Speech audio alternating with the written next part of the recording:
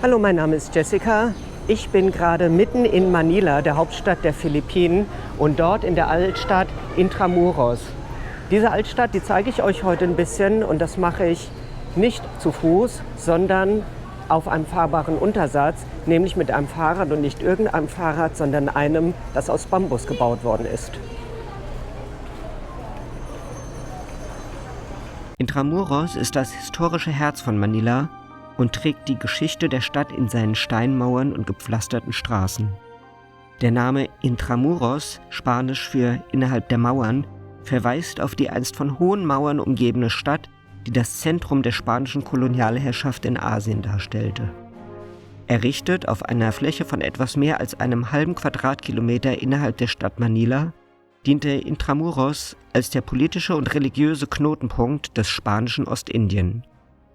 Die Stadt wurde 1571 gegründet und fungierte bis 1865 als Regierungssitz des sogenannten Generalkapitanats der Philippinen des Spanischen Weltreichs. Vor allem war es das wirtschaftliche Zentrum mit einem gut geschützten Hafen, der als Dreh- und Angelpunkt des Manila-Galeonenhandels fungierte. Damit trug Intramuros maßgeblich zur Entwicklung der Region bei. Schließlich finde ich den Eingang in die Altstadt. Und hier geht es noch so zu, wie einst auch in unseren mittelalterlichen Städten. Es ist ein buntes Treiben auf der Straße und alle möglichen Gewerke finden sich nebeneinander. Ein Restaurant, ein Friseur und eine Motorradwerkstatt gehen beinahe nahtlos ineinander über. Ja, hier kann man sich die Haare schneiden lassen und dann auch nochmal neue Reifen aufziehen lassen. Nach einer kurzen Vorstellungsrunde radeln wir auch schon los. Unser erster Stopp ist eine Bresche in der alten Stadtmauer, durch die man über eine ausgedehnte Rasenfläche blicken kann. Die Mauern wurden einst von einem breiten Wassergraben eingefasst.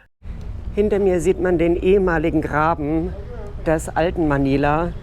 Von dem ist nicht mehr viel übrig, denn als die amerikanischen Kolonialherren gekommen sind, haben sie den Graben zugeschüttet, um die Mückenplage einzudämmen, und haben einen amerikatypischen Golfplatz drauf gemacht mit 18 Löchern.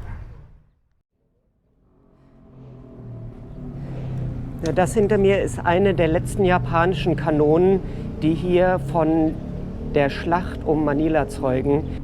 Die Japaner haben viele von ihren Kanonen, von ihren Kriegsschiffen demontiert und hier in Manila verteilt, um den Angriff der Amerikaner abzuwehren. Das hinter mir ist die einzige Kanone, die das Flächenbombardement der Amerikaner überlebt hat.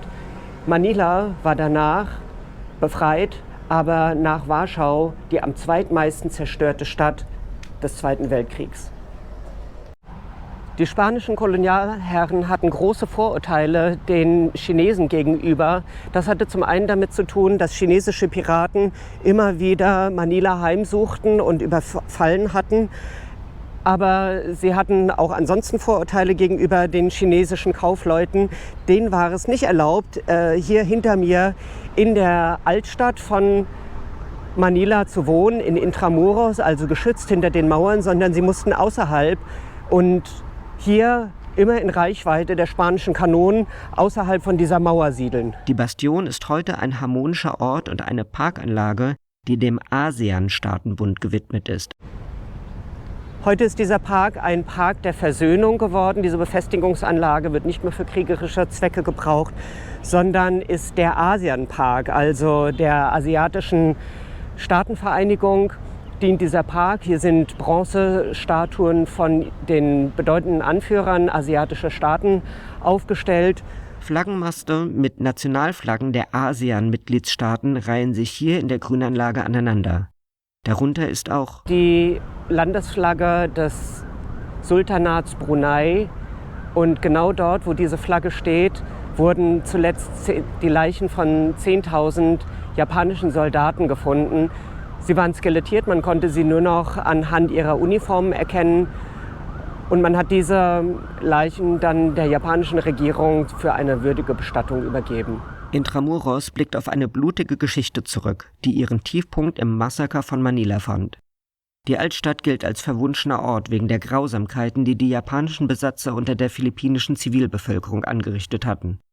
In den letzten Kriegstagen hatten sie gewütet wie die Bestien. Ja, auch die modernen Bewohner von Manila haben Vorurteile gegenüber diesem Ort Intramuros. Denn während der japanischen Besatzungszeit und in den Kriegshandlungen bei der Befreiung sind über 100.000 Menschen hier ums Leben gekommen. Allein hier in Intramuros wurden 10.000 Leichen entdeckt, nachdem die Amerikaner hier Einzug gehalten hatten. Trotz der historischen Bedeutung von Intramuros haben sich die Bemühungen um Restaurierung und Entwicklung in den letzten Jahren als herausfordernd erwiesen. Die kommerzielle Nutzung des Gebiets bleibt im Vergleich zur historischen Größe begrenzt. Dennoch hat Intramuros verschiedene Veranstaltungen und Festivals beherbergt, darunter die Messe von Papst Franziskus im Jahr 2015 und das jährliche Architektur- und Designfestival. Schließlich erreicht unsere Radelgruppe die Kathedrale von Manila. Hinter mir seht ihr die Kathedrale von Manila. Es ist schon die 7. Kathedrale an dieser Stelle. Nicht, weil das vielleicht ein ungünstiger Ort wäre, aber wir haben mittlerweile schon herausgefunden, Manila hat eine bewegte Geschichte. Die erste Kathedrale an dieser Stelle wurde durch eine Flut zerstört, danach durch ein Erdbeben, die nächste danach auch wieder durch ein Erdbeben, die nächste danach auch wieder durch ein Erdbeben und die allerletzte wurde dann bei der Schlacht um Manila im Zweiten Weltkrieg zerstört, als die Amerikaner das von Japan besetzte Philippinen wieder befreit haben. 85% der philippinischen Bevölkerung oder mehr sind katholischen Glaubens. Wer hier in der Kathedrale von Manila seine Hochzeit feiern möchte, der muss sich auf die Warteliste schreiben lassen und die ist etwa 2 bis 3 Jahre lang. Ich schaue nur kurz in das Gotteshaus. Drinnen findet gerade eine Hochzeit statt. Als ich wieder rauskomme, sind schwarze Wolken aufgezogen. Ich frage den Reiseführer, ob er glaubt, dass es Regen geben würde. Am Nachmittag vielleicht, antwortet er. Doch ich kenne die Regenwolken der Tropen und spüre es an der Luft, dass es gleich losgeht. Als ich das Regencape angezogen habe, klatscht es auch schon runter. Allerdings nur eine Viertelstunde, dann scheint die Mittagssonne, die jetzt um 12 Uhr in Höchstform ist. Diese Hitze nach dem Regen macht es schwül und die Luft ist zum Schneiden. Glücklicherweise ist die Fahrradstadtführung auch schon bald an ihrem Ende angekommen. Zum Abschluss hat uns unser Guide ein Eis versprochen. In einem Eisgeschäft neben dem Bambike-Laden gibt es allerlei exotische Sorten zur Auswahl. Käseeis, das sieht man auch selten, aber offenbar schmeckt es gar nicht so schlecht. Es gibt nämlich Leute, die kaufen das. Und zur Belohnung für meine Mühen esse ich jetzt ein Bällchen Uber-Eis. Das ist eine Süßkartoffel, sieht lila aus. Bin gespannt, wie es schmeckt. Wahrscheinlich gut, weil es gibt dafür auch jede Menge Leute, die es essen. Doch, das ist echt ganz lecker. Kann ich empfehlen.